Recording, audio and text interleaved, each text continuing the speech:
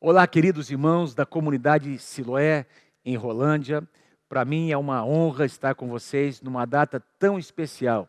20 anos de comunidade Siloé.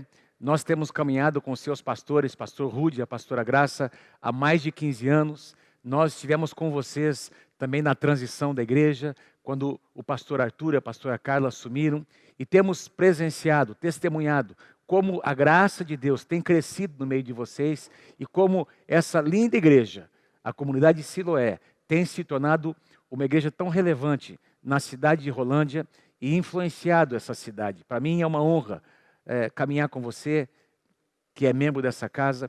A Igreja Nova Aliança de Londrina tem um compromisso de oração com vocês. Todas as quartas-feiras, vocês sabem disso, nós nos lembramos de vocês nas nossas reuniões de oração, nós oramos, nós abençoamos e nós cremos que aquilo que Deus tem feito em Londrina, Deus também vai fazer em muitos outros lugares, não é? Especialmente as igrejas que caminham conosco, debaixo da cobertura dessa casa, nós cremos pela mesma unção, pela mesma graça, uma igreja que se multiplica, que aumenta em influência, não apenas na sua cidade, mas também na sua região e no nosso querido país, o Brasil. Eu quero compartilhar com você, que é membro dessa casa, uma palavra. Deus tem colocado no meu coração, nesse tempo, nós estamos ministrando uma série de mensagens que tem o tema central, o tempo. É uma série de mensagens que eu estou ministrando aqui na Igreja Nova Aliança, e eu quero compartilhar algo muito, assim, que está muito queimando no meu coração nesses dias, com o tema, é preciso remir o tempo. É preciso remir o tempo. Eu quero ler com você uma passagem que está em Efésios capítulo 5, versículos 15 e 16, na versão atualizada, o apóstolo Paulo escreve assim, eu prefiro esses dois versículos na versão atualizada, porque os termos que são traduzidos na atualizada são mais fortes, mais intensos e expressam o que está no meu coração. Paulo diz assim, portanto, vede prudentemente como andais, não como nécios.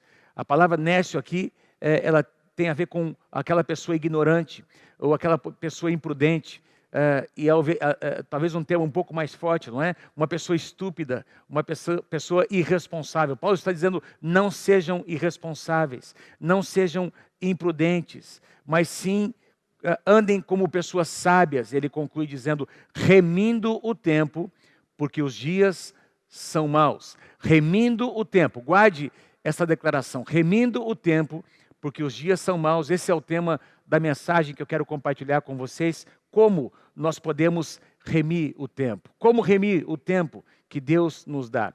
Meus irmãos, cada um de nós tem um tempo de vida. Nós não podemos determinar quando será o fim da nossa vida.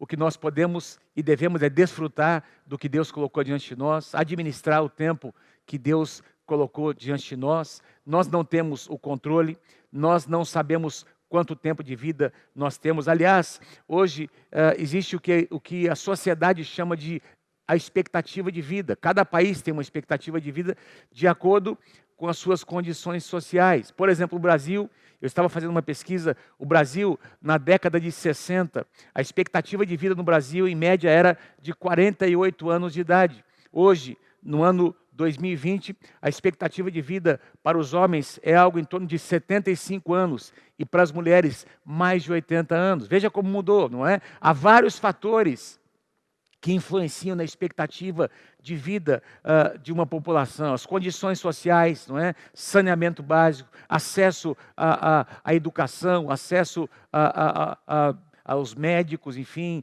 a cuidados médicos e também o estilo de vida de cada pessoa, o que você come, não é? A maneira como você vive, como você administra o sono. Então, toda a administração que nós fazemos da nossa vida, do tempo que nós temos de vida, também vai influenciar.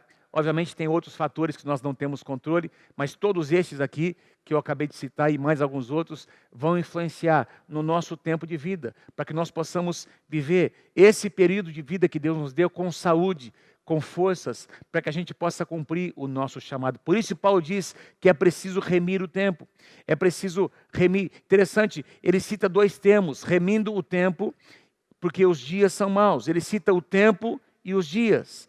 A palavra tempo aqui é a palavra kairos, a palavra grega kairos, que tem um significado muito lindo e importante para nós. Significa uma estação de Deus que chega, não é? Uma oportunidade que Deus traz para realizar os seus propósitos. Quando Paulo escreve aqui sobre os dias, dizendo que os dias são maus, ele está falando sobre o dia a dia em que nós vivemos. Nós estamos inseridos nesse tempo, não é? Cronológico, que nós podemos contar, mas nós podemos remir o tempo. Nós podemos entender que quando o Kairos de Deus se manifesta, meus irmãos, milagres acontecem. E nós precisamos, então, aproveitar essas oportunidades que vêm.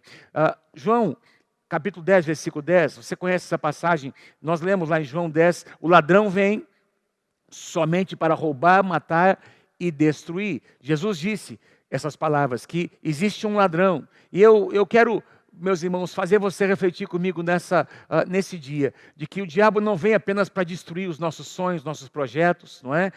Ele não vem apenas para matar algumas conquistas que nós tivemos, mas ele também vem para roubar como ladrão. E uma das coisas que ele vem para roubar é um dos bens mais preciosos que nós temos, que é exatamente o nosso tempo. O diabo é ladrão do nosso tempo. É algo muito comum a gente ouvir de pessoas recém-convertidas, dizendo assim, puxa, quanto tempo eu perdi, não é? Se eu tivesse me convertido há 5 anos atrás, há 10 anos atrás, há 20, há 30 anos atrás, a minha vida teria sido diferente.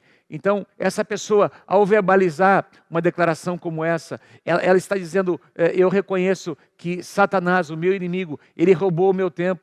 Ele roubou uma das coisas mais preciosas que eu tinha, que era o tempo que eu tinha com a minha família, com as pessoas que eu amo, não é?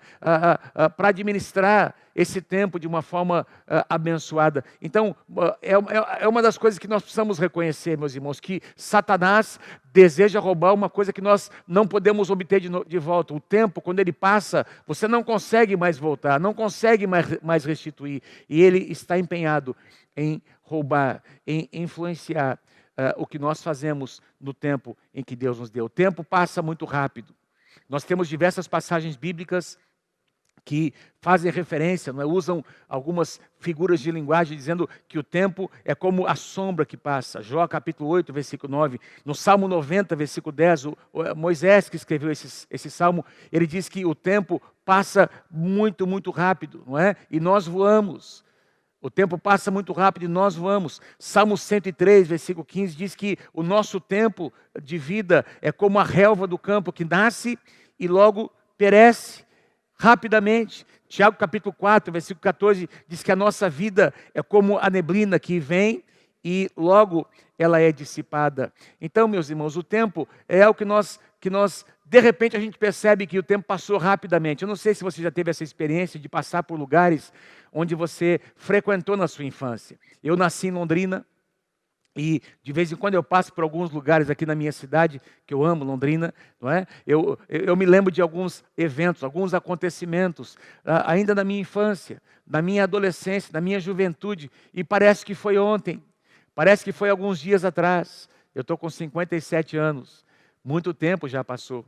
E quando a gente passa por alguns lugares que marcaram épocas da nossa vida, aí a gente percebe, não é? Como o tempo passou. Às vezes você pega uma foto de alguém, ou uma foto sua, de repente você pega aquela foto e você percebe quanta mudança, quanto tempo aconteceu, quanto tempo já passou, porque realmente, sem que nós percebamos, a nossa vida, ela passa, e nós, então, precisamos aprender, meus irmãos, a administrar o tempo que Deus nos deu. O tempo tem sido um tema bastante intrigante e bastante explorado, até mesmo pelas companhias cinematográficas. Diversos filmes tentam retratar o homem dominando o tempo. Eu me lembro, quando eu era pequeno, não é? Na minha infância e pré-adolescência, uma série na televisão que foi lançada no final dos anos 60 e nos anos 70 chegou aqui no Brasil. Eu tinha aí meus 10, 12 anos de idade, a série intitulada O Túnel do Tempo. O Túnel do Tempo. Alguns de vocês que estão aí me ouvindo vão se lembrar dessa série. Tinha ali uma espécie de um túnel, aqueles 2 cientistas entraram por aquele túnel, um monte de explosão aconteceu, não é? E eles foram projetados, foram lançados para o passado e para o futuro. Cada aventura, não é? Era uma história de um momento. Então eles eram lançados aí para uma outra época e viviam essas aventuras, normalmente em todas elas eles se meteram em alguma enrascada, não é? E eles não conseguiam trazer de volta esses cientistas. Eles iam de tempo em tempo, de evento em evento, outro túnel do tempo. Tem também um outro filme que a maior parte de vocês conhece, De Volta para o Futuro, não é? Quem não assistiu esse filme, não é? Daquele adolescente, aquele jovem que foi transportado pelo tempo por aquele carro, não é? Desenvolvido por aquele cientista, foi lançado lá para os anos 50, na época em que os seus pais estavam namorando, e ele mexe em algumas coisas, ele altera o passado, e aí o presente também é afetado. Aí ele volta de novo para tentar mudar mais uma vez, e isso vai acontecendo. Então, essa ideia de que do homem tentando e conseguindo manipular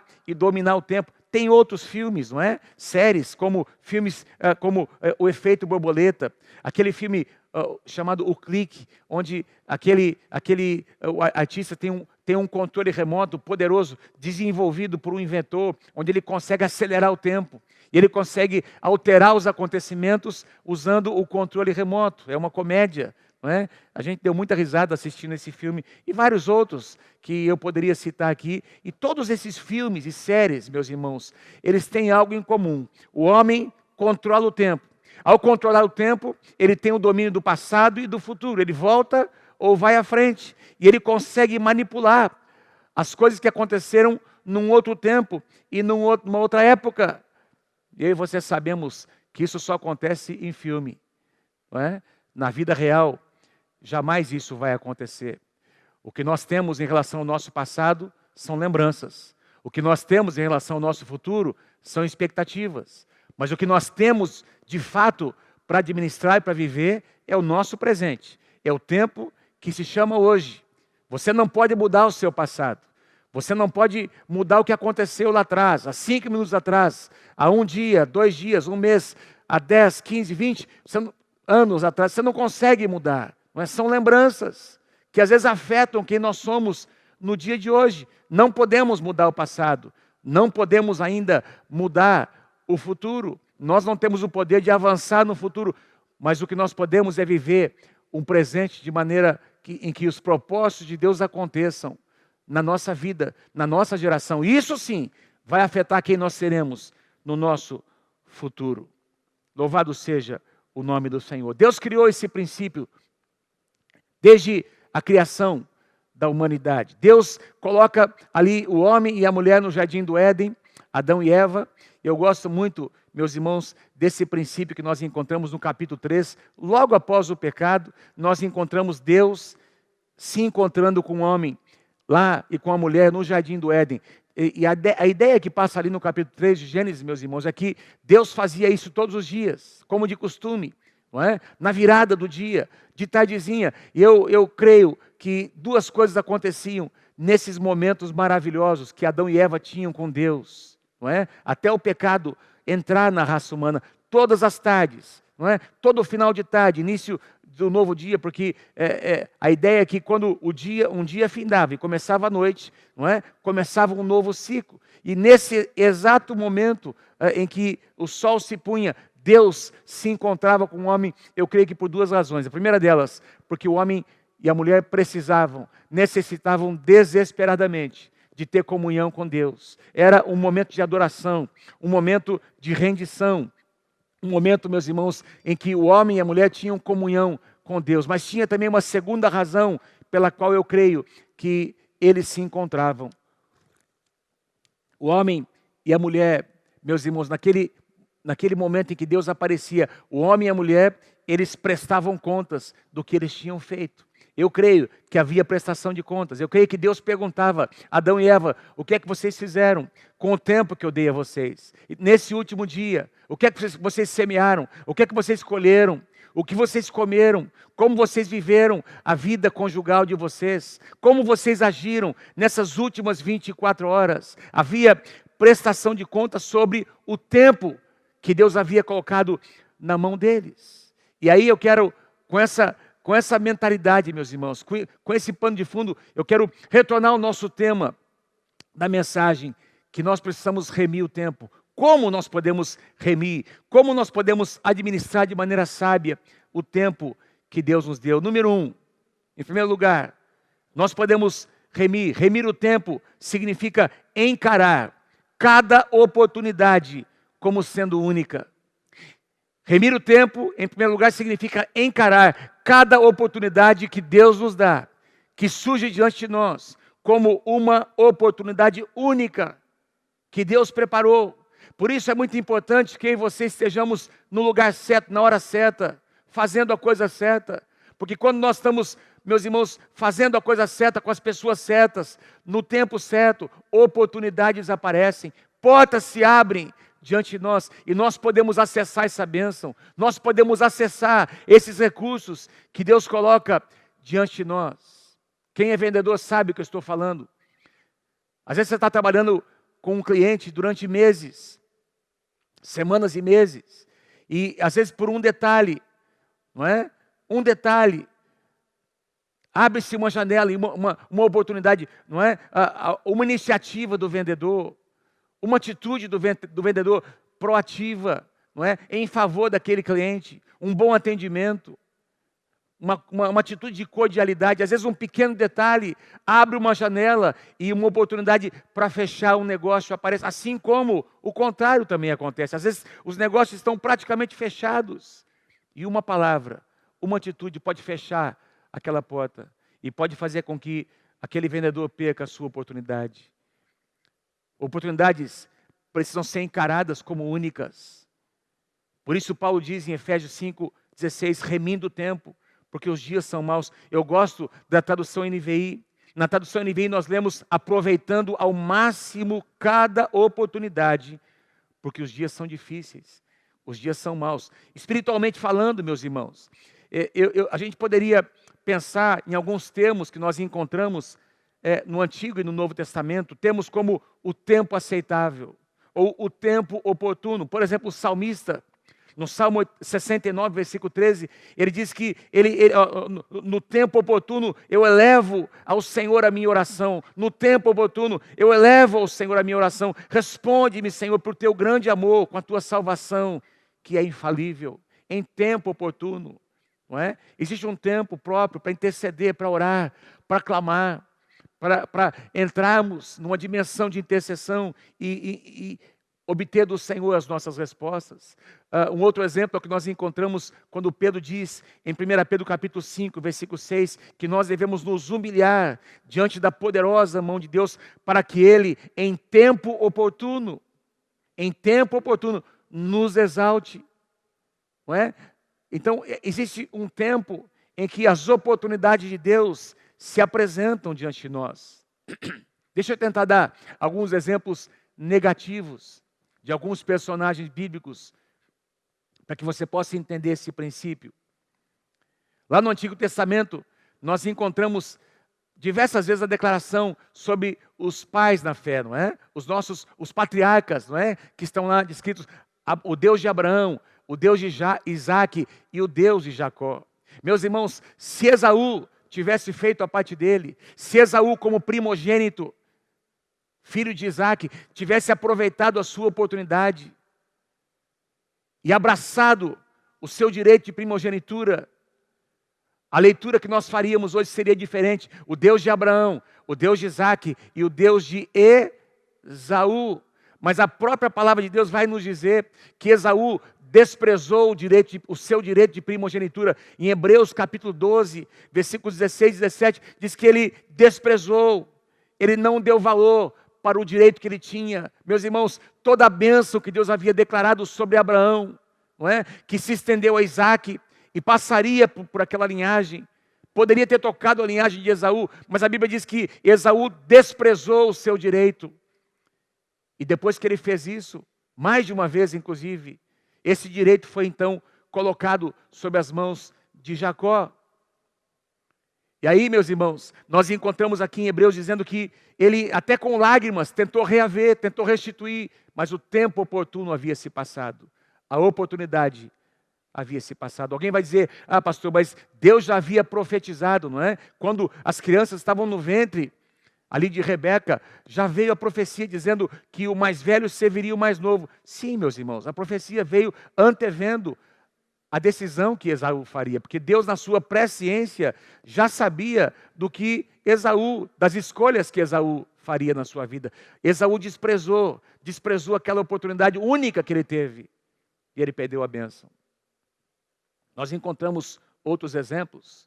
A primeira geração, aquela que morreu no deserto, a palavra do Senhor diz que 12 espias foram enviados. 2 deles apenas, Josué e Calebe, voltaram dizendo, olha, nós temos fé, nós podemos avançar, vamos conquistar.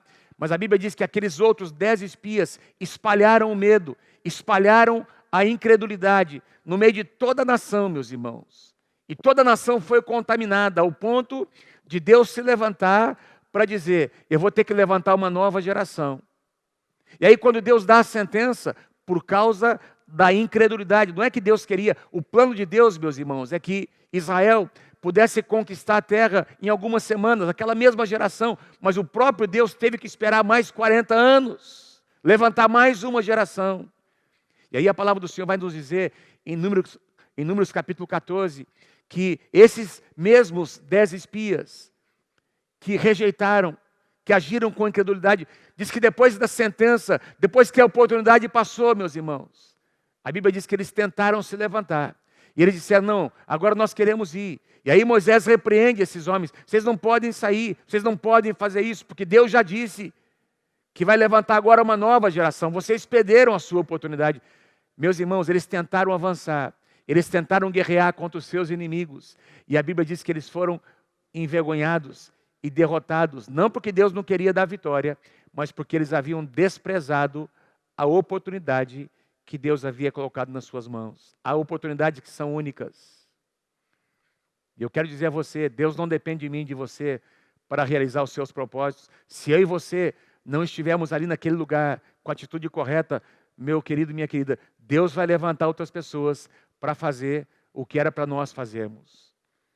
Eu quero declarar sobre a tua vida, em nome de Jesus, que você vai servir a sua geração, que você estará prestando atenção no momento em que você vive, para ser usado por Deus nesse momento, nessa hora, para realizar os propósitos do Senhor na sua geração. Tem tantos outros exemplos, como Saul, um homem que rejeitou, meus irmãos, o chamado de Deus que estava sobre a sua vida, vez após vez, desobedecendo, não é? E aí ele diz para o profeta Samuel, olha, mesmo assim me honre.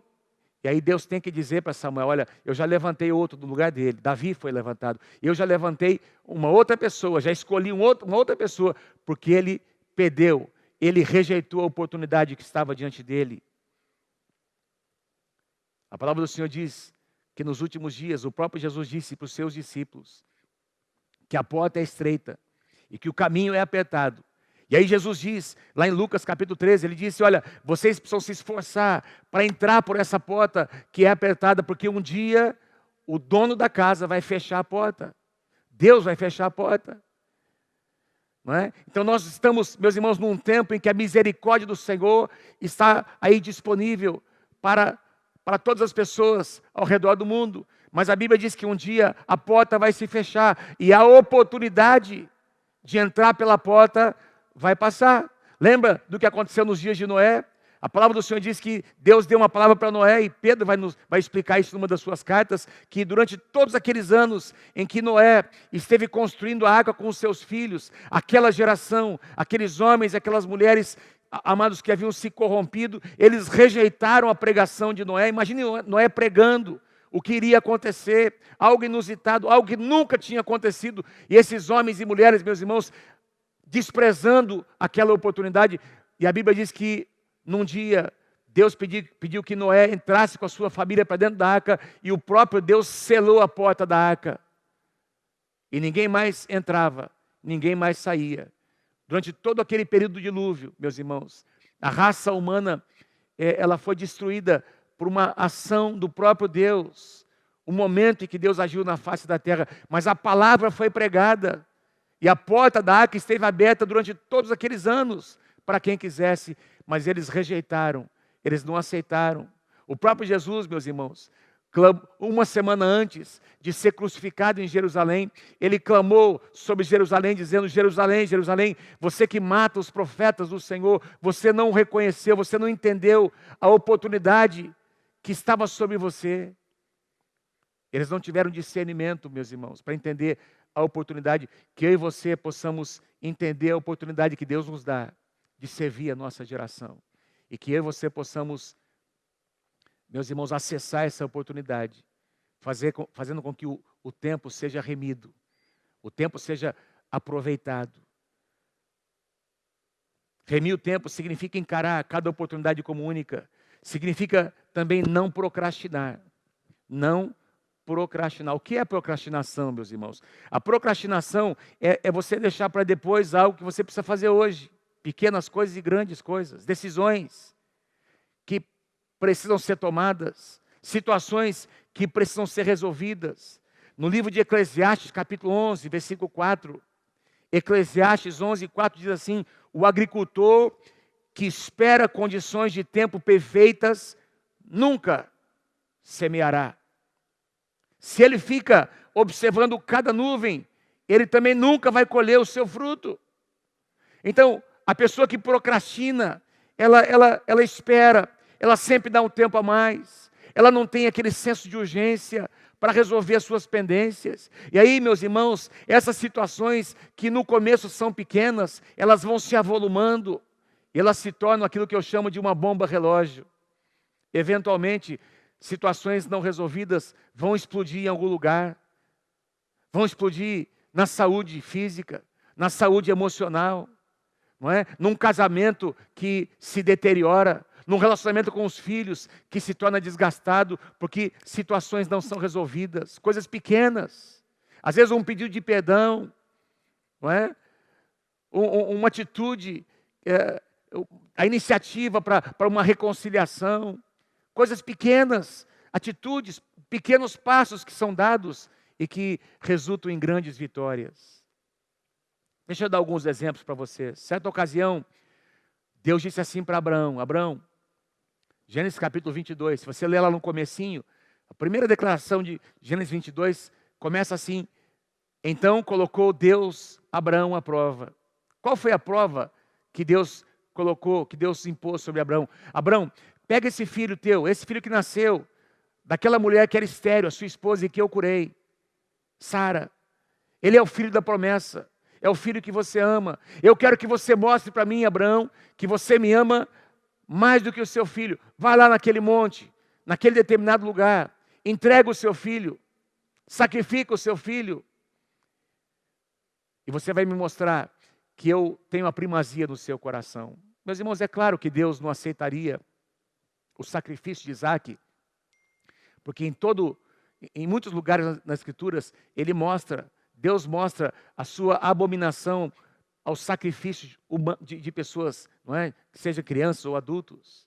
Mas o que nós precisamos entender é que Deus estava provando o coração de Abraão. Deus está dizendo: olha, vai lá e me entregue o seu filho. Eu quero ver se você é capaz de sacrificar o seu próprio filho para me mostrar que eu tenho o primeiro lugar no seu coração. E olha o que a Bíblia diz no capítulo 22, versículo 3. Levantou-se, pois, Abraão de madrugada. No dia seguinte, logo de manhã, Abraão se levanta para fazer o que ele tinha que fazer. E você conhece o restante da história. Na hora que Abraão levantou a sua mão para sacrificar Isaac, Deus proveu ali um animal inocente, apontando para o sacrifício do Senhor Jesus Cristo. E ali naquele monte, não é? Ali Deus foi conhecido por Abraão como Jeová Jiré, o Deus que provê as nossas necessidades. Ali no monte Moriá, naquele monte onde um dia o templo de Salomão seria construído. Nós temos diversos outros exemplos, Elias e Eliseu. A Bíblia diz que Deus diz assim para Elias: vai lá naquele lugar e você vai ungir Eliseu como um profeta, o seu sucessor. E diz que Elias foi ali na fazenda onde Eliseu estava trabalhando e lançou sobre ele o seu manto. Lançou o seu manto sobre ele. E disse para Eliseu, Elias disse: você já sabe o que isso significa. Ou seja, Algo estava acontecendo, uma transição já estava começando a acontecer. E a Bíblia diz, meus irmãos, em 1 Reis capítulo 19, versículo 19, Eliseu deixou os bois e correu atrás de Elias. Deixou o que estava fazendo, deixou tudo o que estava fazendo para seguir o seu chamado, não é? Entendendo que Deus havia chamado ele para aquele momento e para aquela hora. Alguns meses atrás, um irmão muito querido aqui da nossa igreja me procurou. Esse irmão, logo que nós viemos de Curitiba para Londrina para começar um tempo de transição aqui na igreja, esse irmão fazia parte de líderes chaves que nós tínhamos naquela época, e boa parte desses líderes daquela época hoje são pastores. Depois de 25 anos, vários deles são pastores que estão servindo aqui conosco, e esse irmão estava nessa equipe naquela época. E esse irmão, durante os anos que foram passando, ele tomou algumas decisões, não é? Na minha opinião, algumas decisões equivocadas. E ele mudou de Londrina, ele saiu, foi para e mudou algumas vezes, saiu de Londrina, retornou para cá, mudou novamente, voltou para Londrina. Isso aconteceu 2 ou 3 vezes. E aí, meus irmãos, alguns meses atrás, ele que agora retornou para Londrina, ele quis conversar comigo, dizendo: quanto tempo eu pedi, pastor Davi. Eu saí, eu não conversei com vocês, eu não pedi a bênção. Mas olha, eu quero restituir, eu quero retomar. Olha, tem fulano, tem ciclano, eles já são pastores hoje. Eu gostaria tanto de ser pastor nessa casa. E eu falei: meu irmão, presta atenção, deixa eu falar para você de todo o meu coração. A nuvem caminhou. Você fez algumas escolhas, você tomou algumas decisões, e o bonde andou, meu irmão. Olha, talvez se você estivesse aqui hoje, você seria um dos nossos pastores. Nós já estamos hoje, depois de 25 anos, não é, de caminhada, nós levantamos toda essa equipe e agora estamos olhando para a nova geração, para os jovens que nós iremos levantar um dia como pastores nessa casa. Você tomou decisões, você fez escolhas, você perdeu algumas oportunidades que Deus te deu. Quantos de vocês entendem o que eu estou dizendo? Meus irmãos, há oportunidades na nossa vida que são únicas. São únicas. E nós precisamos ter esse senso de urgência para aproveitá-las. Não procrastinar decisões que nós deveríamos tomar.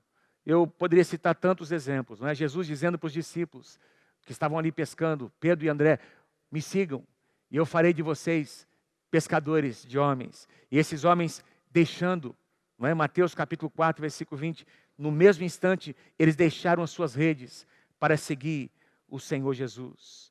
E assim, nós temos vários outros exemplos que poderiam ser citados aqui, de personagens bíblicos que não procrastinaram, eles decidiram, e o favor de Deus veio sobre eles. Remir o tempo significa encarar cada oportunidade como única.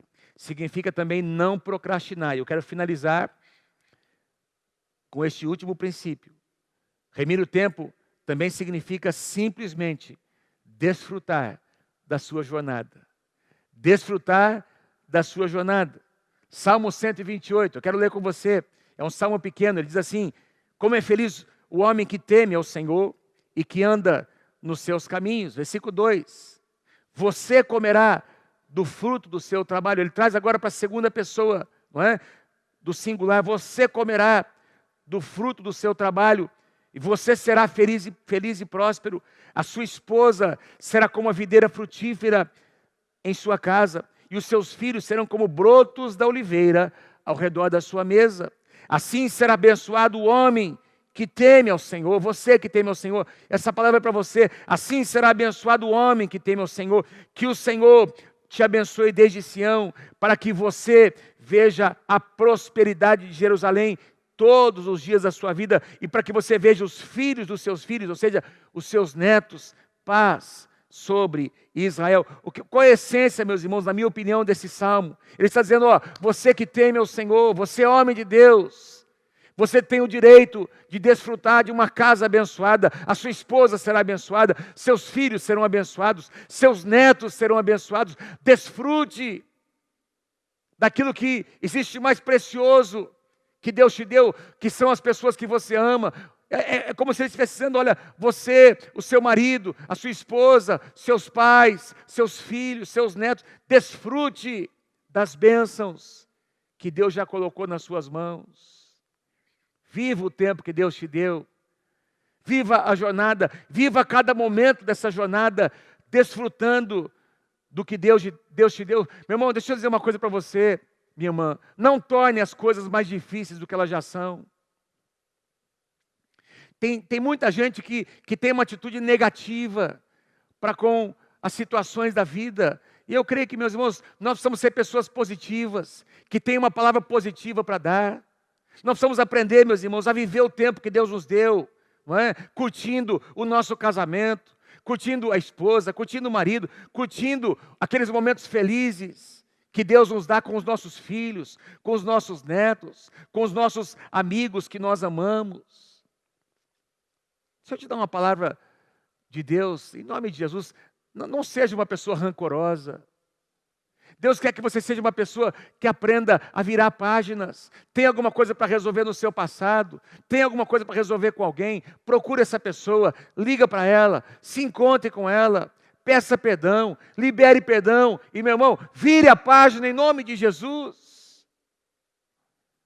Tem tanta gente vivendo o dia de hoje preso a um passado que nunca vai se resolver, a menos que essa pessoa decida liberar perdão e virar a página. E aí vem doenças, vem enfermidades. E aí não dá para prever muita coisa boa para o futuro. Sabe, meus irmãos, quando nós aprendemos a desfrutar o tempo em que Deus nos deu, com uma atitude positiva, aí nós podemos olhar para frente com grandes expectativas no nosso coração. No livro de Atos, diz algo muito lindo sobre Davi. Diz que Davi, tendo servido a sua própria geração, conforme o desígnio que Deus colocou nas suas mãos, então ele adormeceu. Então ele morreu para estar junto com seus pais. Então, diz que Davi viveu a sua vida, serviu a sua geração. É tão lindo a gente ver o apóstolo Paulo dizendo: eu completei minha carreira, eu guardei a fé, eu fiz tudo o que eu tinha para fazer no tempo que Deus me deu. Eu combati o bom combate, guardei a fé, eu fiz a minha parte. Meus irmãos, que essa possa ser a sua atitude. Se tem algo para você resolver, resolva. Não procrastine decisões que precisam ser tomadas. Não perca as oportunidades que Deus está te dando, que muitas vezes serão únicas. Há portas que Deus abre diante de nós, que Deus abriu naquele momento, naquela hora. Ou você entra, ou você vai ter que esperar uma outra se abrir num outro momento. Que Deus te dê discernimento. Que Deus possa abençoar essa linda igreja, a comunidade Siloé. Que vocês possam viver esse tempo e essa hora. Sim, meus irmãos, é um tempo de muitas adversidades para todos nós, para a humanidade. Mas eu tenho visto e ouvido tantas pessoas com um linguajar tão negativo em relação a essa época. E eu quero desafiar você a viver esse momento como um homem e como uma mulher de Deus, profeticamente. Sem dúvida, meus irmãos, sem dúvida alguma, Deus está chamando a atenção das nações, dos poderosos. E Deus está mostrando para os poderosos das nações que nós não somos nada. Um vírusinho tão pequenininho tem afetado a economia global, tem afetado as decisões das nações, e tudo que acontece de repente mudou, meus irmãos. Quem aqui poderia prever que nós estaríamos vivendo? Todos nós planejamos esse ano de um jeito diferente. Ano passado nós reunimos o presbitério, os nossos pastores de área, e nós planejamos 2020, não é? Coisa linda, diversos eventos, diversos acontecimentos, seminários, tudo foi diferente. Mas nós podemos ter uma atitude positiva, ao invés de reclamar, ao invés de questionar: por que está acontecendo isso? Como se Deus fosse culpado. Não, espera um pouquinho, meu irmão. O que está acontecendo nesse ano são apenas alguns dos sinais dos tempos que foram profetizados nas Escrituras. E se eu e você tivermos discernimento para perceber que o tempo de Deus, o Kairos de Deus é chegado, e juntamente com ele algumas oportunidades únicas, nós aproveitaremos esse tempo. Nós seremos mais efetivos como igreja, como homem, como mulher de Deus. Nós aproveitaremos as oportunidades. Nós não procrastinaremos decisões que precisam ser tomadas. E nós desfrutaremos dessa jornada, dessa caminhada, como algo bom que Deus preparou para nós. Quero fazer uma oração com você, que é membro dessa igreja linda que Deus está levantando na cidade de Rolândia. Feche os seus olhos, por favor, concorde comigo com essa oração. Pai, eu quero bendizer o teu nome pela vida dos pastores Arthur e Carla, que têm, Senhor, liderado e pastoreado essa igreja com tanta excelência. Eu quero te agradecer, Senhor, pela vida do pastor Rude, pela vida da pastora Graça.